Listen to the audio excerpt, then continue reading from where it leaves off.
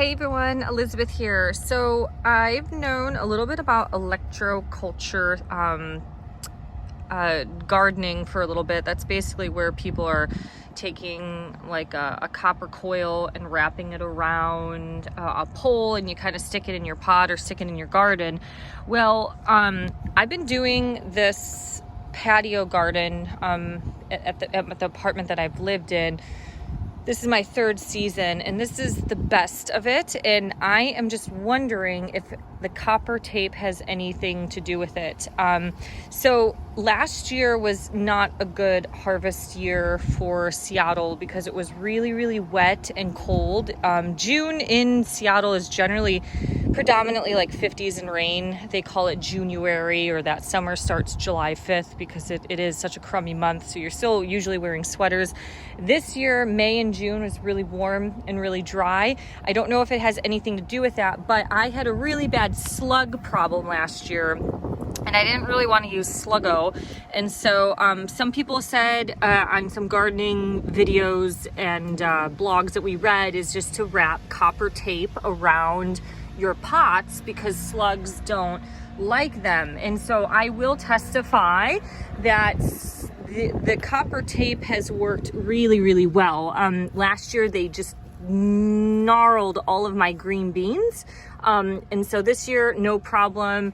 The strawberries have done really well this year. Some of it looks like crap because I've just kind of let it go. Like this lettuce, it was a huge bushel of lettuce, and I just kind of picked the leaves at the bottom to use them for like things like sandwiches. And so anyways, they've just grown really big. And the snap peas have done really well, kind of a little bit bigger in general. But anyways, I'm just wondering if the copper tape has helped any. And so if you know anything about gardening and have any insider thoughts on this, definitely let me know. The tomatoes have done really well this year, although I don't have copper tape on them. I did go to the Seattle Tilth Alliance, which is a bunch of like organic hippie gardening people that start everything from seed. They do buy some plants from the local farms, supposedly on the more organic side, according to the label. So that might be it. But kale kind of looks like garbage now because a lot of I have these pack of birds. I think next year I need to use a net. These are huge leaves. But now they have a lot of holes in them because the birds had like 13 birds one day just like picking at my kale. And what they've done is that they've nipped out some of that inner growing leaves. And so this looks like crap now, but a month ago in June, it was super huge. And so, yeah, you can just tell like the birds have just kind of destroyed that. But this is blowing my mind.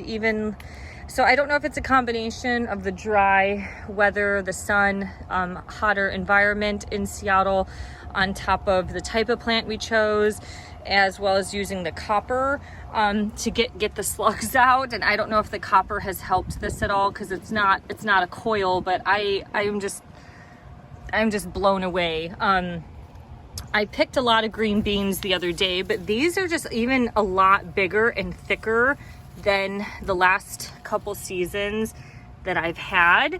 I think there was like a couple really huge ones. Yeah, like look at this, the size of this green bean. To me, it's huge. So yeah, anyways, these look a little plumper than normal. So maybe there is, I definitely believe in the electroculture gardening. I just don't know if the copper tape has had any influence on the result of this never-ending lettuce. Some of this started flowering and I'm gonna nip that off there, the little flowering at the top. Let's see if it continues to grow, but these leaves at the bottom still are edible, using them for sandwiches and just keep getting lettuce all summer long.